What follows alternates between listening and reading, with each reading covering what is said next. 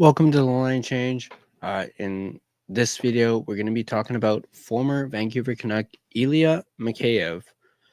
Hello, old friend. We're going to be talking about how that trade, when we traded Mikheyev to the Chicago Blackhawks, we're going to talk about how it's aged terribly for the Vancouver Canucks since they made the trade. So let's go ahead and dive right into it. We're going to be discussing an article written by Noah Strang of the Daily Hive. This was written and posted yesterday afternoon, and I thought it was very interesting to talk about. So let's go ahead and dive right into it. The Vancouver Canucks management group has earned a reputation for being aggressive, quickly moving off mistakes. They'll sign a player in the summer and trade them in November if it's not working out. It's a strategy they've been mostly praised for, but it has not always worked out. Case in point, Mikheyev. Case in point, Danton Heinen. You guys remember him? Case in point, Vinny Desharnais. Do you guys remember him? When the Canucks traded Ilya Mikheyev and Sam Lafferty, there's another one, last summer, it was applauded by many as management acknowledging their mistake and moving on. However, moving off those two players wasn't cheap, as the Canucks attached a 2027 second-round pick and retained $712,500 of Mikheyev's salary. They only got a 2027 fourth-round pick in return. Mikheyev had fallen out of favor in Vancouver during the 23-24 season. Mikheyev scored just 11 goals and 31 points in 78 games and failed to show off his blazing speed, likely due to an ACL injury which needed surgery at the start of 2023. You guys remember when Alvin ended up shutting Mikheyev down because of his injury? That was around that time. He followed that up with a brutal playoff run where he recorded 0 points in 11 games. The enduring image of Mikheyev in last year's playoffs is the winger outstretched in Game 7 against the Edmonton Oilers. He had deked around Oilers goalie Stuart Skinner and had a wide-open net but couldn't put the puck home. That lack of finish plagued Mikheyev across his Canucks tenure. Yeah, I remember that game very vividly, and that particular chance, that was absolutely brutal. And I still, to this day, cannot believe he did not score on that. As, I'm sure if that was anyone else, this isn't a knock on Mikheyev, but if that was anybody else, if that was like a Connor McDavid, Leon Draisaitl, Connor Bedard, Quinn Hughes, Elias Pettersson even, that would have gone in the net. So I don't know if that's just bad puck luck or a confidence thing for Mikheyev, but man, that if Mikheyev had managed to put the puck home in that game, that series could have been completely different, in my opinion. After that ugly season, Canucks management decided they'd be better off with the $4.75 million in cap space and traded Mikheyev at negative value to the Blackhawks. But maybe the Canucks shouldn't have been so quick to react to a relatively small sample size. Mikheyev has bounced back with the Blackhawks. He has 20 goals and 34 points in 75 games without a single point on the power play. His 17 even-strength goals would rank second on the Canucks. Think about that for a second. 17 even-strength goals would rank second on the Canucks. Beyond the better counting stats, the winger has also regained some of his blazing speed. He ranks above the 90th percentile among forwards in top skating speed and speed bursts above 20 miles per hour this season, per NHL Edge data. While it's logical that his stats would look better on his new team than if he had stayed in Vancouver, as he's been playing recently on the first line beside Connor Bedard. Bedard's given him that old Bedard rub. There were signs an improvement was coming. Mikheyev's knee injury clearly sapped some of his speed, and he's gotten further away from his surgery. His signature burst has started to return. In addition, Mikheyev shot just 7.5% last season, far below his career average of 11.1% and below the 14% mark he's above in all of the last 4 seasons, except for last year. It wasn't hard to see a rebound coming in that department.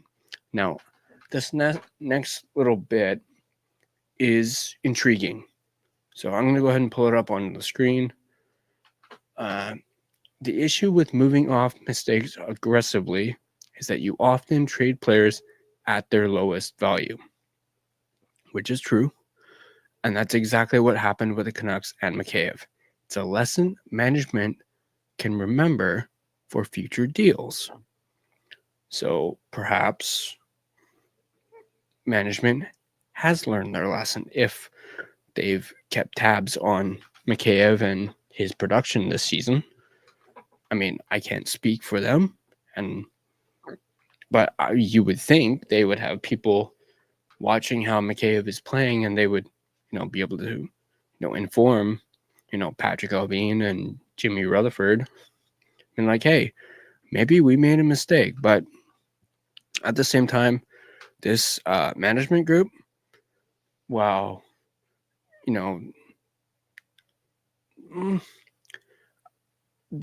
don't think I've ever heard them actually admit to making a mistake when it came to like signings and whatnot. I mean, I guess in a way they've, admitted it, just not verbally, with having traded Danton Heinen, Vinny Desharnais to the Penguins to get Marcus Pettersson. They basically did that to remove them, get out from underneath their contracts. And I guess that was their way of, fixing their mistake or admitting their mistake. But they've never actually verbally admitted, like, oh, yeah, we shouldn't have signed this person. Not that I think you would expect them to admit something like that, but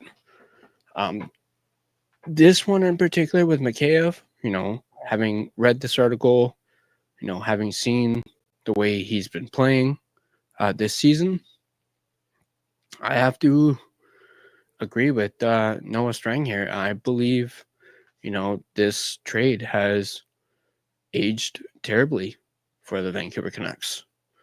I mean, Mikheyev's lighting it up in Chicago. He's playing with Connor Bedard. He's got his speed back. He's got 20 goals this season. And who would have thought that Ilya Mikheyev would have more goals with 5 games left in the season than Elias Pettersson? Like, who would have thought that? Like, that just blows my mind.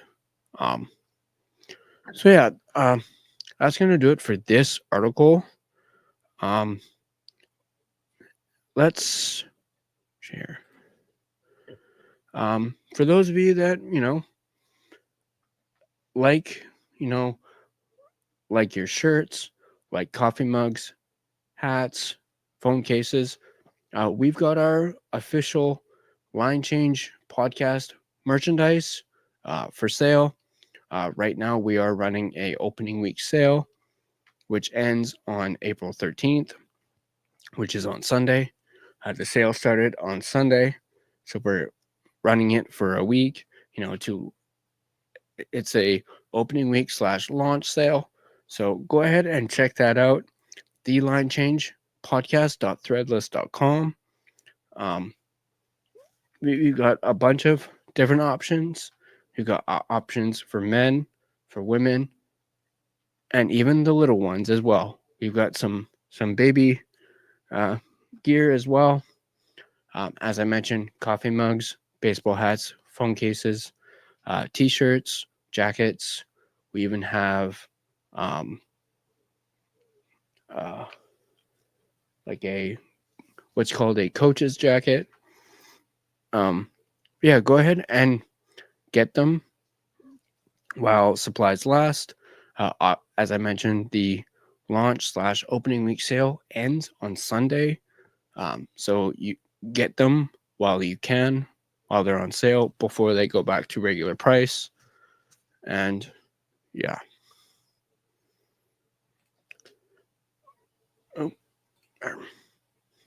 But that's going to do it for this video.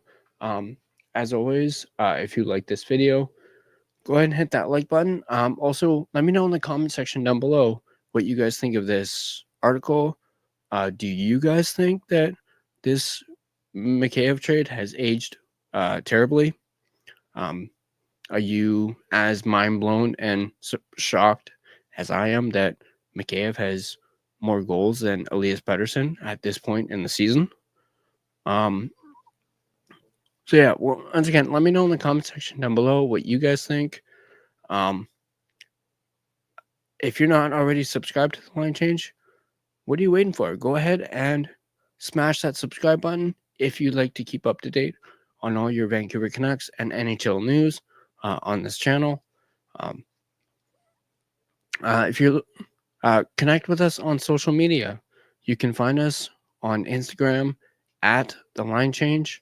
You can find us on X at Line Change Van. You can find us on TikTok at the.line.change.po. Also, for those of you that are audio listeners and prefer a audio version of this podcast, you can find us on Spotify. They offer both audio and video. You can also find us on Apple Podcasts as well. And as always, I'll see you guys in the next video.